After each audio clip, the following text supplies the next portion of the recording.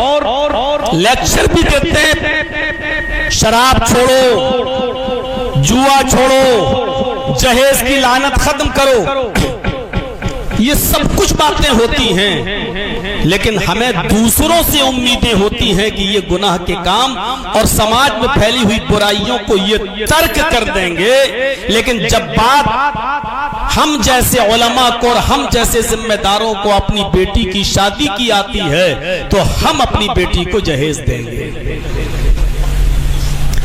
تقریروں میں ہم بارات کے سسٹم کو ختم کرنے کا لیکچر دیں گے، لیکن مولانا جرجیز کے بیٹے کا جب نکاح ہوگا تو ہم اپنے بیٹے کی شادی میں ہم بارات لے کر جائیں گے۔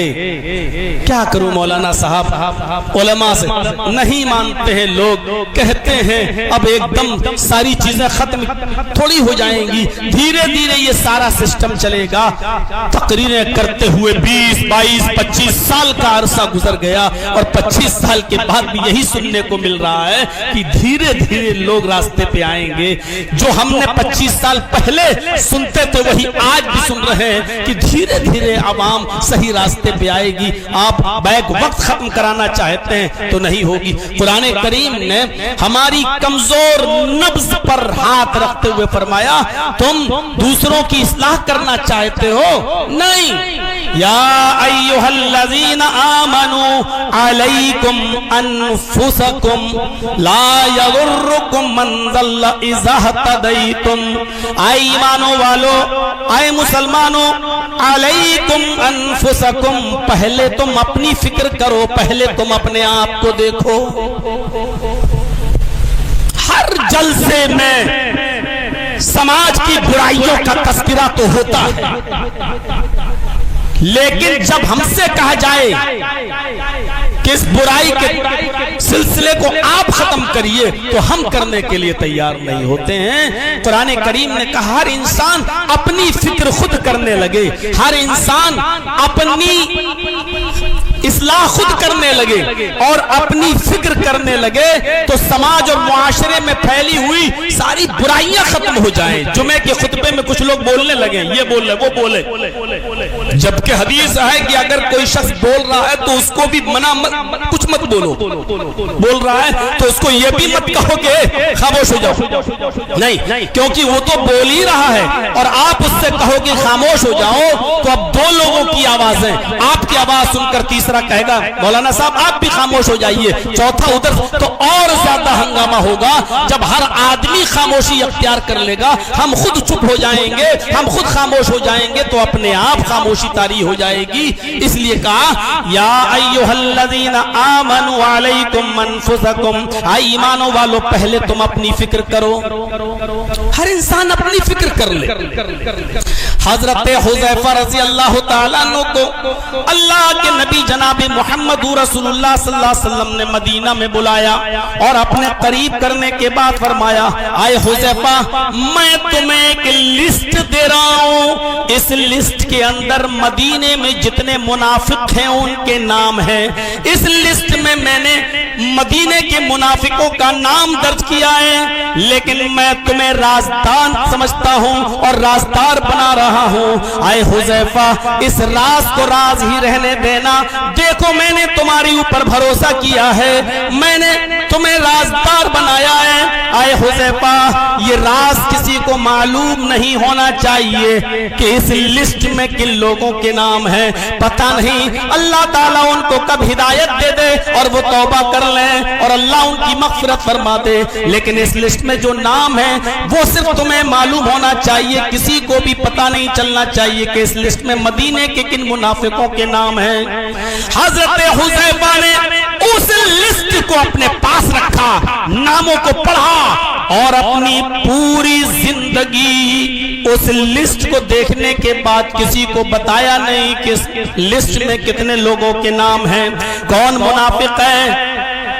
لوگ آتے تھے پوچھتے تھے کہ حذیفہ کیا لسٹ ہے، اس لسٹ میں کن لوگوں کے نام ہیں؟ حذیفہ کہہ دیا کرتے تھے سوری، جو رازدار اللہ کے نبی نے مجھے بنایا اور میرے اوپر اتنا بھروسہ کیا، میں اپنی زندگی میں نبی اکرم کے اس راز کو فاش نہیں کر سکتا۔ اب لوگوں کو تجسس ہو گیا، شوق ہوا کہ ہم کیسے پتہ لگائیں کہ کون منافق ہے کون نہیں، اور حضرت حذیفہ تو بیچارے بتاتے ہی نہیں، اور یہ نبی کا راز کیوں بتانے لگے؟ نبی نے سختی کے ساتھ منع کیا ہے بتانے کے لیے۔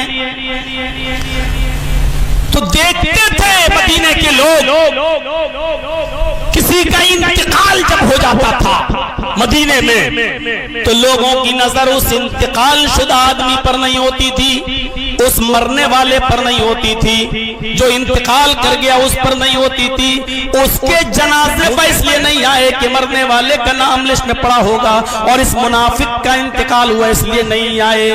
میرے پیارے ساتھیوں، لوگ انتقال کے موقع پر دیکھنے لگے کہ حذیفہ شریک ہو رہے ہیں یا نہیں ہو رہے ہیں، اگر ہوتے تھے تو سمجھا جاتا تھا کہ مرنے والا مومن، اور نہیں ہوتے تھے تو سمجھا جاتا تھا کہ مرنے والا منافق۔ ایسے ہی محمد رسول اللہ اس دنیا سے چل بسے، اللہ کو پیارے ہو گئے۔ کچھ عرصے کے بعد حضرت عمر فاروق رضی اللہ تعالیٰ عنہ نے حضرت حذیفہ کی دعوت کی کہ آؤ آج تمہاری دعوت ہے میرے یہاں، اپنے گھر لے گئے، کھانا کھلایا، پانی پلایا، اچھی ضیافت کی حضرت حذیفہ کی، اور جب فارغ ہو گئے تو فرمایا اے حذیفہ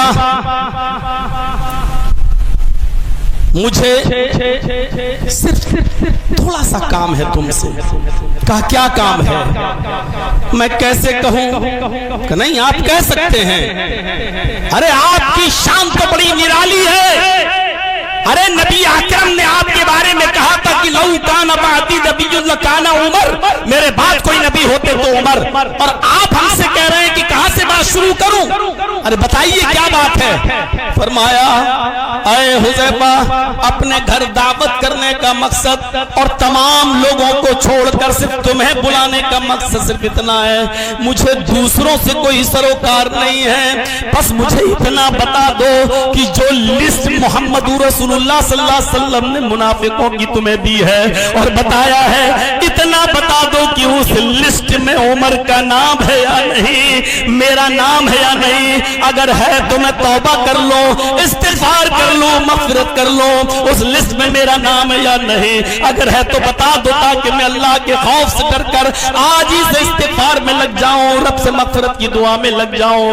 نہیں ہے تو کوئی بات نہیں۔ حضرت حذیفہ نے سختی سے کہا عمر جو راز جناب محمد رسول اللہ نے مجھے بتایا ہے اور مجھ پر بھروسہ جتایا ہے، اس راز کو میں آپ کو بھی نہیں بتا سکتا، سوری میں اپنی زندگی میں یہ کام نہیں کر سکتا، میں نہیں بتا سکتا کہ اس لسٹ میں آپ کا بھی نام ہے یا نہیں ہے۔ پورے واقعے کو پیش کرنے کا صرف مقصد یہ ہے کہ حضرت عمر اکیلے میں لائے، کہہ رہے ہیں مدینے میں کتنے منافق ہیں مجھے ان سے مطلب نہیں ہے، مجھے کسی سے کوئی سروکار نہیں ہے، کوئی ہے یا نہیں، لیکن مجھے صرف اپنے سے مطلب ہے، اتنا بتا دو کہ مدینے کے اس منافقوں کی لسٹ میں میرا نام ہے یا نہیں ہے۔ اپنی فکر تھی حضرت عمر فاروق رضی اللہ تعالیٰ عنہ کو۔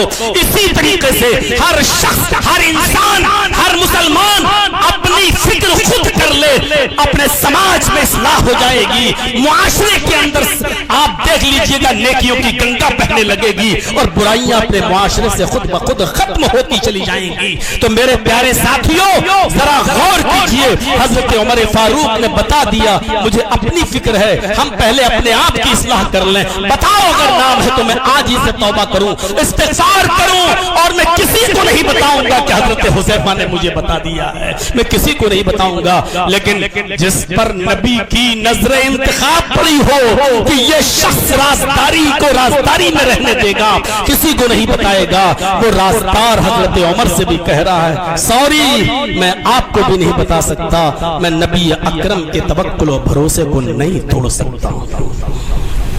اس کے بعد پڑھیے قرآن کی آیت، یا ایھا الذین آمنوا علیکم انفسکم، ایمانو والو اپنے آپ کو دیکھو، پہلے اپنی فکر کرو۔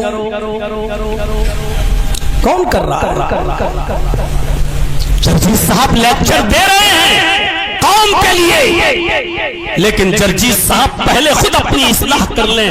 اتنے بڑے مجمع میں لیکچر کسی اکرم کا کردار پیدا پیدا کر لو، غیر مسلم دنیا تمہارے اخلاق، تمہارے کردار اور تمہارے کریکٹر کو دیکھ کر خود بخود اسلام قبول کرتی چلی جائے گی۔ میرے بھائیوں، ہمیں پہلے اپنی فکر ہونی چاہیے، لیکن حالات یہ ہیں جلسوں کے بھی، اور سوشل میڈیا پر جو لکھتے ہیں وہ کسی حد تک صحیح بھی ہے، کیونکہ جب پوری رات جلسہ ہو، 2 بجے تک جلسہ چلے اور اس کے بعد 4 بجے اور 5 بجے جب فجر کی اذان کی آواز مسجد سے آئے اور وہاں ایک صف بھی پوری نہ ہو، اور اسی گراؤنڈ اور میدان کے بغل میں مسجد ہو، تو پھر بتائیے پھر آپ کو اس اجتماع کا اور اس جلسے کا کیا بینیفٹ ملا ہے اور کون سا فائدہ پہنچا ہے؟ میرے بھائیوں، تلذذ کے لیے اور لطف حاصل کرنے کے لیے ہم جلسہ کرتے بھی ہیں، کراتے بھی ہیں اور سنتے بھی ہیں اور سناتے بھی ہیں۔ یہی ایک صورتحال ہو گئی ہے۔ میڈیکل سائنس کی زبان میں ایک بیماری ہے جس کا نام ہے ڈائریا۔ آپ نے سنا ہوگا ڈائریا بیماری کیا ہوتا ہے؟ لوز موشن، پانی کی طرح بالکل پتلے موشن اور بار بار ہونا، کیونکہ آپ کا نظام ہضم فیل ہو جاتا ہے، آپ کا لیور کام کرنا بند کر دیتا ہے، آپ جو کچھ بھی کھا رہے ہیں منہ کے راستے سے نظام ہضم اس پر وہ پورا نہیں کر پاتا ہے لیور کام، اور وہ چیز آپ کے جسم میں نہیں لگتی ہے، نہ خون بناتی ہے، نہ طاقت پیدا کرتی ہے، بلکہ وہی پانی میں مل کر لوز موشن کی شکل میں دوسرے راستے سے باہر آ جاتی ہے۔ اس چیز کا نام ہے ڈائریا۔ آپ نے کھایا لیکن آپ کے جسم کو نہیں لگ رہا ہے، آپ کو طاقت نہیں پہنچا رہا ہے وہ غذا پہنچا رہی ہے، اور نہ ہی آپ کے جسم میں خون بن رہا ہے بلکہ دوسرے راستے سے باہر۔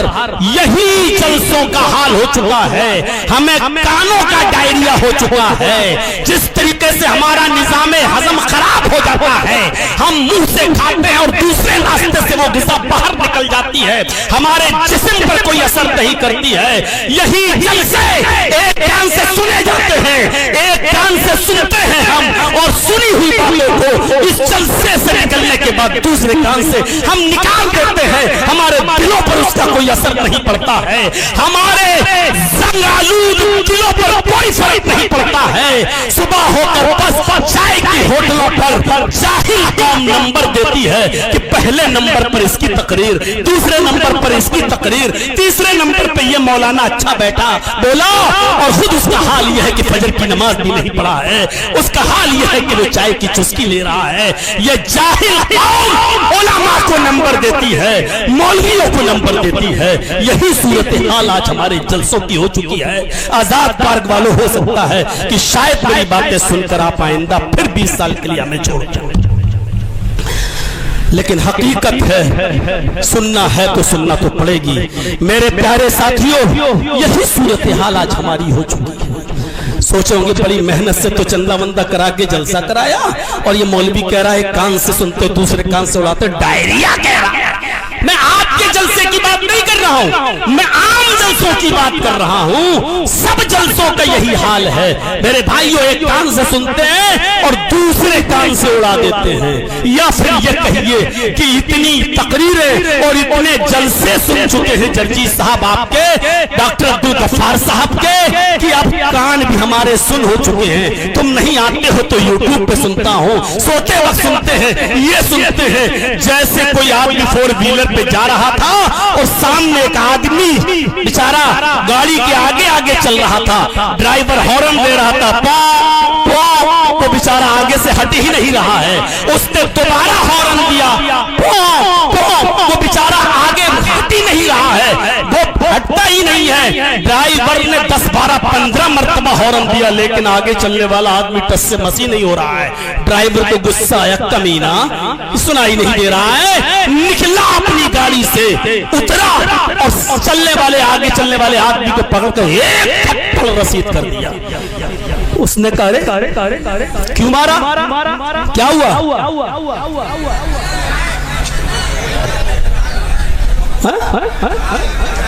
ارے اس کو مت کچھ کہیے گا،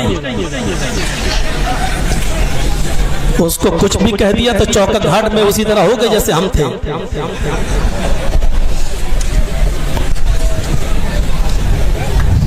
تو میرے بھائیوں نکلا اور اس نے ایک تھپڑ رسید کر دیا. اس نے کہا بھیا مجھے کیوں مارا؟ کہا میں کب سے ہارن دے رہا ہوں, پاؤ پاؤ کر رہا ہوں اور تو ہٹتا ہی نہیں ہے سامنے سے. تو اس آدمی نے جواب دیا ارے بھائی تم اتنی زور زور سے پاؤ پاؤ کر رہے تھے کہ تمہاری پاپوں کی آواز سے میرے کان ہی سن ہو گئے, ہمیں سنائی نہیں دے رہا تھا کہ ہارن بج رہا کہ نہیں, ہمارے کان ہی سن ہو گئے. بس یہی حال آج ہمارا بھی ہے. اتنے جلسے ہم کرا چکے, اتنی مولویوں کی تقریریں سن چکے کہ اب ہمارے کان بھی پک چکے ہیں. اب ہم یا تو سمجھتے نہیں ہیں یا سن لیا تو ایک کان سے اور دوسرے کان سے ہم نے اس کو اڑا دیا. میرے بھائیوں اگر فطرت میں زندگی موجود ہو تو اصلاح کے لیے ایک جملہ کافی کی ضرورت نہیں ہے.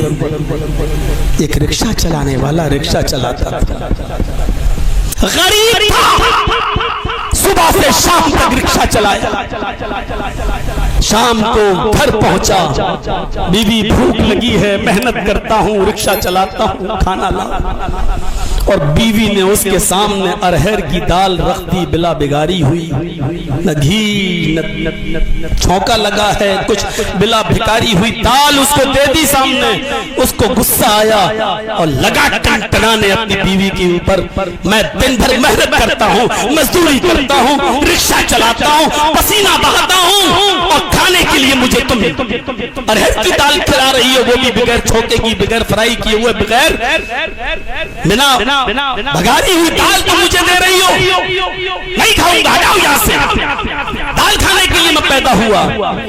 بیوی سمجھدار تھی, نیک تھی, اس نے ہم ہی جیسے مولویوں کی تقریریں سن رکھی تھی. اس نے کہا میرے پیارے شوہر غصہ ہونے کی ضرورت نہیں ہے, اللہ کا رزق ہے, اس کو دھتکارنے کی ضرورت نہیں ہے. اس اللہ کا شکر ادا کرو جو تمہیں کھانے کے لیے دال بھی مل رہی ہے اور روزانہ تمہیں وقت پر مل جاتی ہے, کسی دن ناگا نہیں ہوتا. کیا تم نے جناب محمد رسول اللہ کی زندگی کے حالات نہیں سنے؟ ان کی بیوی حضرت عائشہ فرماتی ہیں, بخاری کی روایت ہے کہ میرا نکاح جب نبی اکرم سے ہوا اور جب رخصتی ہوئی تو میری عمر تھی 9 سال, اور جب میں 18 سال کی ہوئی تو میرے شوہر کا انتقال ہو گیا. 9 سال سے لے کر 18 سال تک محمد رسول اللہ کے ساتھ رہی, یعنی 9 سے لے کر 18 تک 9-10 سال میں جناب محمد رسول اللہ کے ساتھ رہی. لیکن نبی اکرم حضرت عائشہ فرماتی ہیں معاش رسول اللہ صلی اللہ علیہ وسلم طعامن قط, کہ میں نے اس 9-10 سال کی زندگی میں اپنے شوہر کی میں نے دیکھا کہ محمد رسول اللہ نے, میرے شوہر نے کبھی پیٹ بھر کر کھانا نہیں کھایا. بخاری کی روایت معاش رسول اللہ صلی اللہ علیہ وسلم طعامن قط, میں نے اپنی پوری زندگی میں جب تک نبی کے ساتھ رہی میں نے اپنے شوہر کو پیٹ بھر کے کھانا نہیں کھایا. ارے 2 اور 3 مہینے تک نبی اکرم کے گھر میں چولہا نہیں جلا کرتا تھا. اللہ کا شکر ادا کرو تمہیں تو ارہر کی دال بھی مل جاتی ہے, وہ بھی وقت پر. شوہر بھی ناشکرا نہیں تھا, تھوڑا سا تنگ آ گیا تھا, محنت میں کروں اور ملے ارہر کی دال. لیکن جب اس نے اپنی بیوی سے یہ بات سنی تو بہت شرمندہ ہوا, اٹھا اور اپنی بیوی کی پیشانی کا بوسہ دے کر کہتا ہے اللہ تمہیں جزائے خیر دے, جس طریقے سے تم نے میری رہنمائی فرمائی نبی کی سیرت اور نمونہ پیش کرنے کے بعد میں فوراً کھاتا ہوں اور اللہ کا شکر ادا کرتا ہوں کہ ہمارے نبی کے گھر میں تو چولہا بھی نہیں جلتا تھا 2-3 مہینے, لیکن اللہ مجھے کم سے کم ارہر کی دال تو دے رہا ہے. اس رکشہ چلانے والے کے سامنے مولوی جرجی اس نے 1.5-2 گھنٹے کا لیکچر نہیں دیا تھا, کسی مولوی کا بہت لمبا چوڑا خطبہ اس نے نہیں سنا تھا. اس نے اپنی بیوی سے بس ایک جملہ سنا اور اسی وقت وہ شرمندہ ہو گیا اور نادم ہو گیا.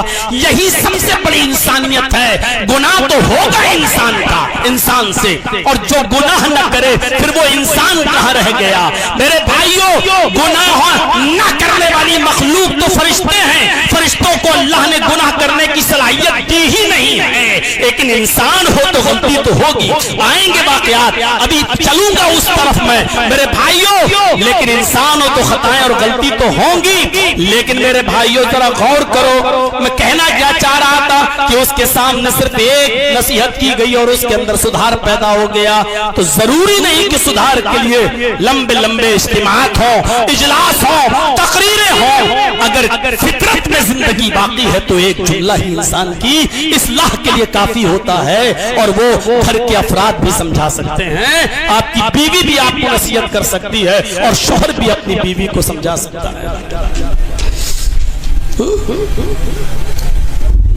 साहब आ गए, हमारे पड़ोस में रहने वाली उस औरत को देखो, ईद के दिन अलग कपड़ा पहनती है, ईद के दूसरे दिन दूसरा सूट पहनती है, तीसरे दिन तीसरा सूट पहनती है, चौथे दिन चौथा, 8 दिन मनाई जाती है ईद।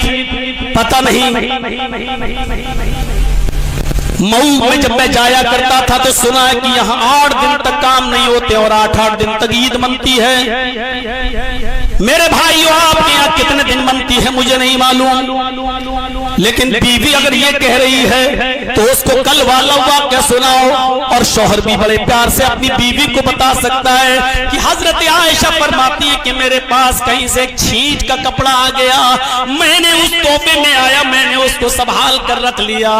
लेकिन हालात ये थे कि जब कोई बाप अपनी बेटी की शादी करता था या कोई भाई अपनी बहन की शादी करता था तो हजरत आयशा फरमाती है कि वो बाप या भाई मेरे घर आता था और हमसे वो छींट का कपड़ा उधार लेकर जाया करता था कि आए अम्मा आयशा मुझे ये कपड़ा दे दो, मैं अपनी बहन को विदा करूंगा, मैं अपनी बेटी की रुखसती करूंगा और दूसरे दिन ये कपड़ा मैं वापस कर दूंगा। दुल्हन बनाने के लिए हजरत आयशा फरमाती है कि मेरे घर से वो कपड़ा ले जाया करते थे और अपनी बेटी बहन की रुखसती के बाद वो छींट का कपड़ा मुझे दे जाया करते थे। आज वो जमाना आ गया, हजरत आयशा फरमाती हैं अब जमाने ने इतनी तरक्की कर ली, अब हालात ये हो गए कि अब वो छींट का कपड़ा कोई लेने नहीं आता, और लेना तो छोड़ो, वो छींट का कपड़ा अगर मैं अपनी बांदी को, अपनी खातिमा को, अपनी नौकरानी को, अपने घर में काम करने वाली को देती हूँ तो वो भी नाक और मुंह चढ़ाती है और कहती है कि मैं ये कपड़ा पहनूंगी, मुझे ये कपड़ा दे रही हो।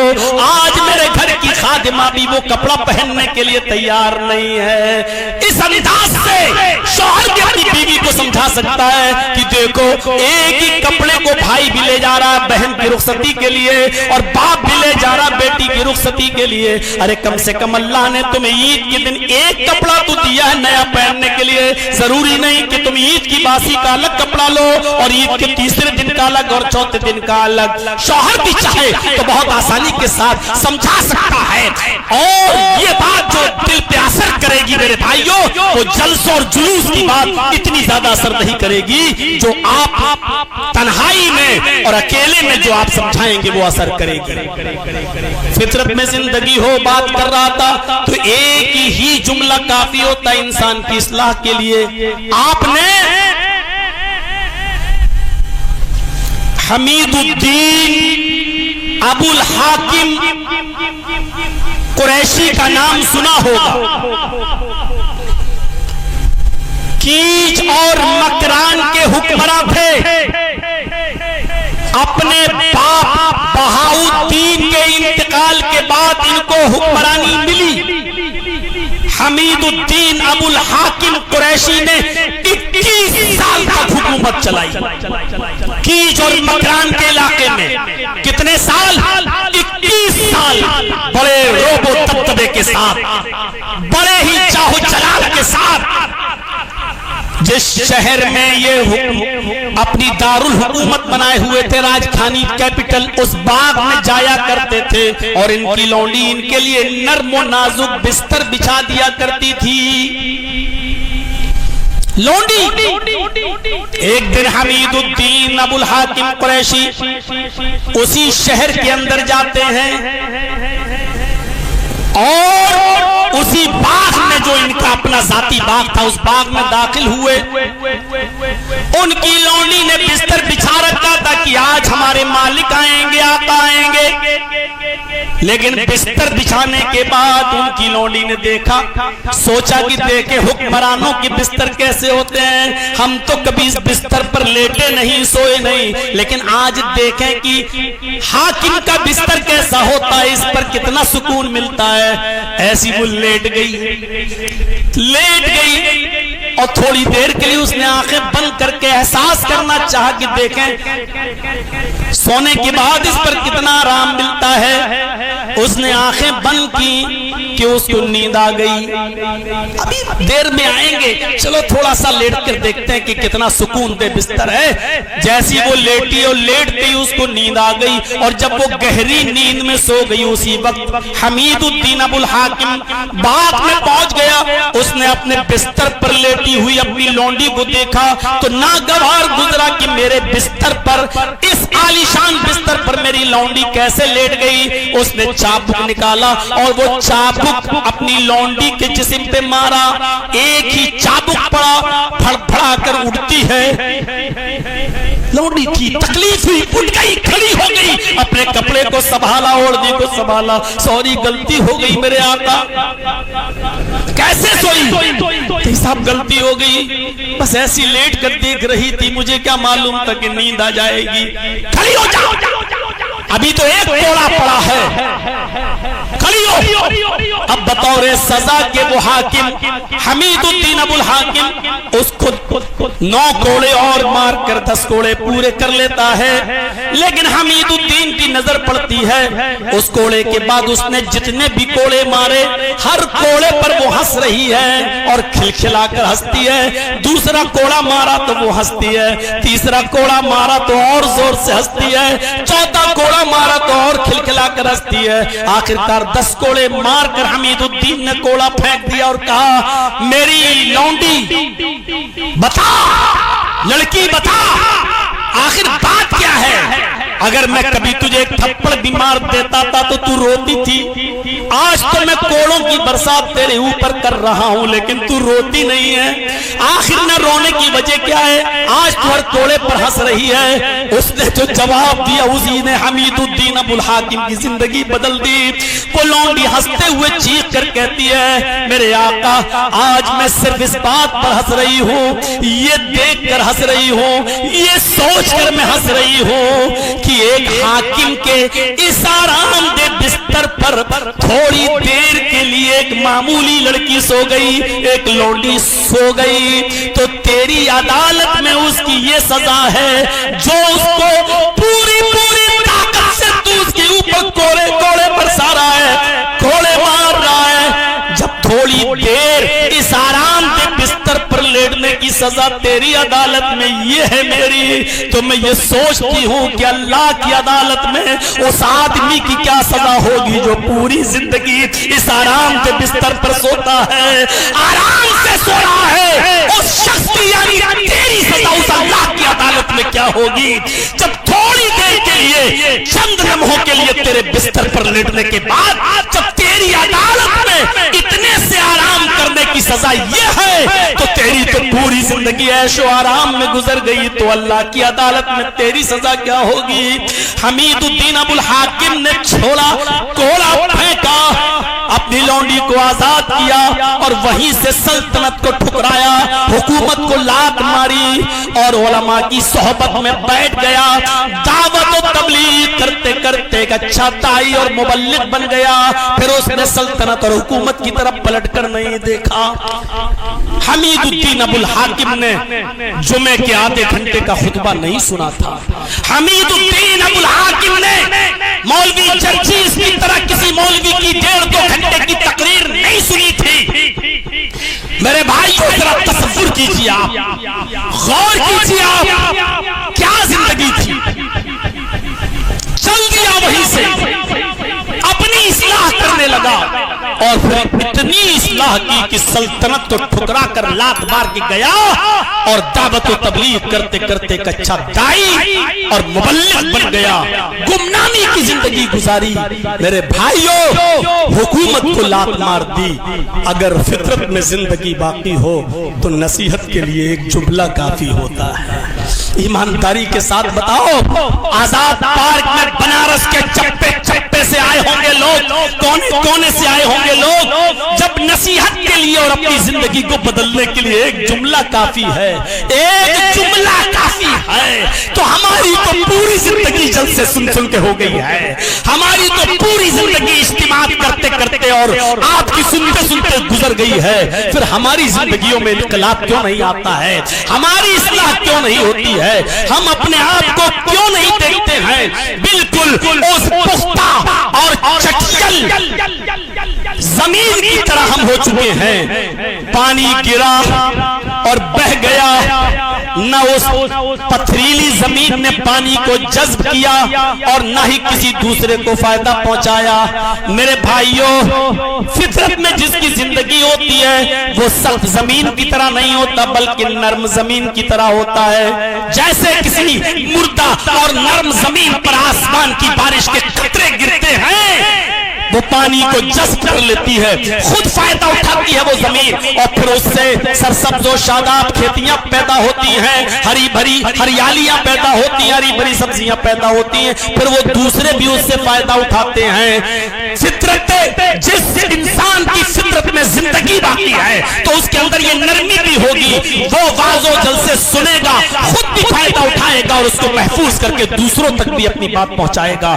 और दूसरों की भी इस्लाह की फिक्र होगी। लेकिन जिस तरीके से वो मुर्दा जमीन, नरम जमीन पहले खुद पानी को जज्ब करके अपने आप को फायदा पहुंचाती है, उसके बाद फिर हरियाली पैदा करती है, इसी तरीके से पहले हमें अपनी इस्लाह की फिक्र खुद होनी चाहिए और उसके बाद में हमें दूसरों की फिक्र होनी चाहिए।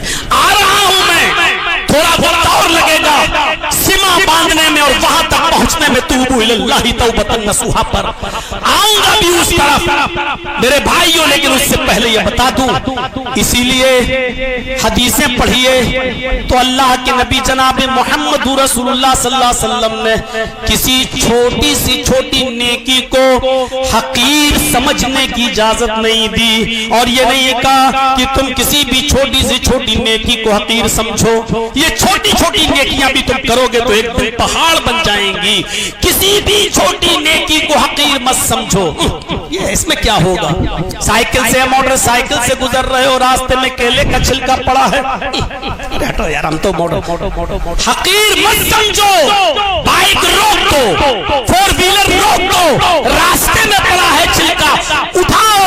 ऐसा न हो कि तुमने देखने के बाद भी आप फरामोश कर गए, आगे गुजर गए, पीछे कोई बूढ़ा आदमी, अंधा आदमी उस केले के छिलके पर पैर रख के फिसल जाए, दांत टूट जाए, घुटने पे चोट लग जाए, हड्डी फिसल जाए कि बुढ़ापे में फिर हड्डियां जल्दी जुड़ती भी नहीं है। किसी भी नेकी को हकीर मत समझो। हजरत आयशा फरमाती है कि अल्लाह के नबी ने फरमाया कि आए ख्वातीन की जमात, आए औरतों की जमात, अपने पड़ोस में रहने वाली पड़ोसन को कोई छोटी से छोटी और हकीर से हकीर चीज देने में हिचकिचाओ मत, शर्माओ मत, उसको हकीर मत समझो। तुम्हारे पास जो भी देने के लायक हो वो तुम दे दिया करो, उसको देने में हिचकिचाओ नहीं। यहां तक कि अल्लाह के नबी ने फरमाया अगरचे तुम्हारे पास बकरी का खुर ही क्यों ना हो, खुर बकरी का पैर भी नहीं, पैर के ऊपर लगा रहता है, फरमाया कि इसको खुर ही क्यों ना हो, हिचकिचाओ नहीं। तो छोटी से छोटी नेकी बताइए आप, उसको भी देने में हिचकिचाओ नहीं। छोटा सा छोटा नेक काम ही क्यों ना हो, कयामत के दिन ये तुम्हारे सामने पेश कर दिया जाएगा। फमन यअमल मिस्काल ज़र्रतिन खैरन यरा वमन यअमल मिस्काल ज़र्रतिन शर्रन यरा। छोटे से छोटा और मामूली مولی اور ذرہ سرسوں کے دانے کے برابر، چیونٹی کے سر کے برابر۔ میرے بھائیوں فرمایا اتنی سی بھی اگر نیکی ہے تو اس کو بھی کر ڈالو، حقیر سمجھ کے چھوڑو نہیں، اس لیے کہ جو شخص ذرہ برابر بھی نیکی کرے گا تو اس کو بھی وہ اپنے نام اعمال میں دیکھ لے گا، اور جس طرح چھوٹی سے چھوٹی نیکی نام اعمال میں دیکھے گا اسی طریقے سے چھوٹا سا چھوٹا گناہ بھی وہ اپنے نام اعمال میں دیکھے گا۔ کوئی چیز بچی نہیں ہوگی، انسان کے سامنے پورا رجسٹر رکھ دیا جائے گا۔ میرے پیارے بھائیوں غور کیجئے، حضرت عمر فاروق رضی اللہ تعالیٰ عنہ ایک بوڑھی عورت تھی کہ گھر میں صبح جایا کرتے تھے، ارلی مارننگ۔ وہ بوڑھی عورت کمزور تھی، بستر پر لیٹی رہتی تھی، اٹھنے کے لائق نہیں تھی، اور آپ کے ذہن میں یہ بات میں بٹھا دوں، ہوش گزار کر دوں کہ حضرت عمر یہ کام حضرت ابو بکر کے دور خلافت میں کیا کرتے تھے، حضرت ابو بکر صدیق کے دور خلافت میں یہ کام کیا کرتے تھے۔ وہ جایا کرتے تھے اور ایک بوڑھی عورت کے گھر میں جا کر 3 کام کر دیا کرتے تھے۔ پہلا کام، بوڑھی عورت کے گھر میں کوئی رہتا نہیں تھا، جا کر جھاڑو لگا دیا کرتے تھے۔ اس عورت کے کپڑے بھی دھلنے والا کوئی نہیں تھا، بوڑھی عورت کے اس کے کپڑے بھی حضرت عمر فاروق دھل لیا کرتے تھے، اور اس کے گھر میں جو برتن تھا جس میں وہ کھانا کھاتی تھی اس کا برتن بھی وہ دھل لیا کرتے تھے۔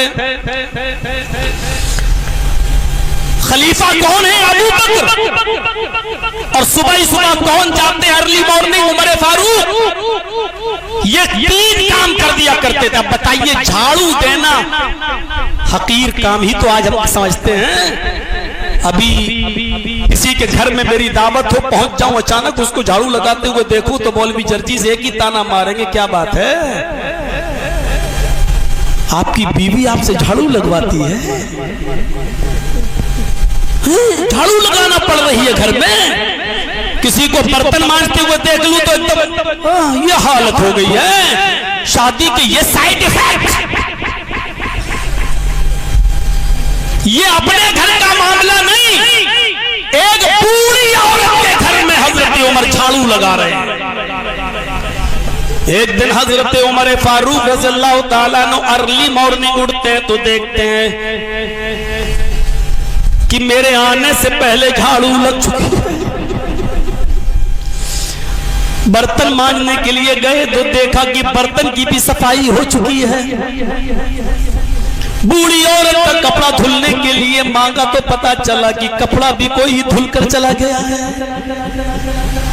حضرت عمر نے کہا ہے پتہ نہیں ہوگا کوئی، چلو کوئی بات نہیں۔ دوسرے دن پھر آئے تو دیکھا کہ میرے آنے سے پہلے پھر یہ کام ہو چکا ہے۔ تیسرے دن اس گھر میں پھر داخل ہوتے ہیں تو کیا دیکھتے ہیں کہ آج بھی کوئی مجھ سے بھی پہلے آیا اور یہ کام کر گیا۔ حضرت عمر نے کہا جو کام میں کرتا تھا اور کسی کو پتا نہیں تھا اب کوئی اور کر رہا ہے، پتہ لگانا چاہیے کہ آخر یہ کام کرتا کون ہے، یہ کام کرتا کون ہے۔ دیکھیں تو صحیح، چھپ گئے، رات ہی میں آدھی رات کے بعد چھپ گئے کہ دیکھیں آج کون آتا ہے۔ درخت کی آڑ میں چھپ گئے، کوئی شخص آیا اندر داخل ہو گیا، جھاڑو دینے لگا، برتن مانجنے لگا، کپڑے دھلنے لگا۔ حضرت عمر اس وقت تو اندھیرے کی وجہ سے نہیں پہچان سکے، لیکن جب گھر کے اندر داخل ہوتے ہیں کہ دیکھیں یہ شخص ہے کون تو پتہ چلا کہ یہ کوئی اور شخص نہیں ہے، وہ اس عرب کے خطے کا حاکم وقت، خلیفہ وقت ہے، وہ حضرت ابو بکر صدیق رضی اللہ تعالیٰ عنہ ہیں، جو خلیفۃ المومنین ہیں، خلیفۃ المسلمین ہیں، اور ہم سے بھی پہلے اٹھ کر اس بوڑھی عورت کے گھر میں جھاڑو لگا دیا کرتے ہیں، برتن مانج دیا کرتے ہیں، اور اس کے کپڑے بھی دھل دیا کرتے ہیں۔ میرے بھائیوں جھاڑو لگانا، مولوی چرچیز جلدی مسجد میں داخل ہوتے وقت اللہ کے گھر میں بھی بہت جلدی تیار نہیں होगा झाड़ू उठाकर मेरे भाइयों सबके सामने मस्जिद को साफ करने के लिए। शायद अकेले में ये काम कर भी लूं, लेकिन सबके सामने शायद शर्मा जाऊं, हया आ जाए। लेकिन हजरत अबू बकर सिद्दीक रज़ी अल्लाह ताला अन्हु खलीफा है, लेकिन खिलाफत का कोई तकब्बुर नहीं है उनके दिलो दिमाग में कि मैं खलीफा हूं, उसके घर जाके झाड़ू लगाऊंगा। अरे मेरे हुक्म पर तो बीसियों नौकर चले जाएंगे झाड़ू लगाने के लिए। नहीं, ये नेकी करने का मौका जब मुझे मिल रहा है तो मैं क्यों ना करूं। इस हकीर से काम को भी उन्होंने मेरे भाइयों गलत नहीं समझा, कमजोर नहीं समझा और कम नहीं आता। सोचा कि ये मौका मिल रहा है तो करो।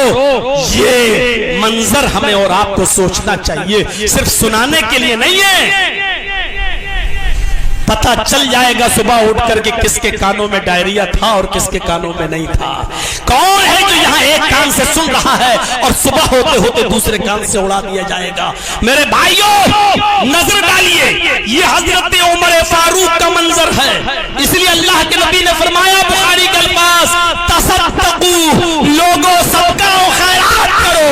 और फिर एक जुमला आपने उसमें ये भी फरमाया, अगर सदका देने के लिए तुम्हारे पास बहुत बड़ी दौलत नहीं है, बहुत जमीन जायदाद नहीं है, बहुत ज्यादा पैसा और दौलत के अंबार नहीं है, थोड़ी सी चीज है तब भी सदका कर दो। यहां तक आपने फरमाया इत्तकू वत्तकुल्लाह, अल्लाह से डरो, वलौ बिशिक्कि तमरतिन, खजूर नहीं, एक खजूर भी बहुत बड़ी चीज हो गई। अगर खजूर की एक खाप, खजूर का एक टुकड़ा भी तुम्हारे पास हो और वो देकर भी सदका देने के लायक हो तो दे दो। उसी को देकर अपने आप को जहन्नम की आग से बचा लो। फरमाया अपने आप को जहन्नम की आग से बचाओ, वलौ बिशिक्कि तमरतिन, चाहे खजूर का टुकड़ा ही तुम्हारे पास क्यों ना हो। यह हदीस हमें क्या बतला रही है कि एक छोटा सा टुकड़ा, आधी खजूर भी नहीं, उससे भी आधा टुकड़ा, लेकिन अगर वो भी सदका देना चाहो तो दे दो। इसको भी हकीर मत समझो। शायद इसको खाकर चबाकर कोई पानी पी ले और उसके मुंह से तुम्हारे लिए दुआ निकल जाए। वलौ बिशिक्कि तमरा, अगर खजूर का एक टुकड़ा हो तो उसको देकर भी तुम किस तरीके से अमल पे उभारा जा रहा है।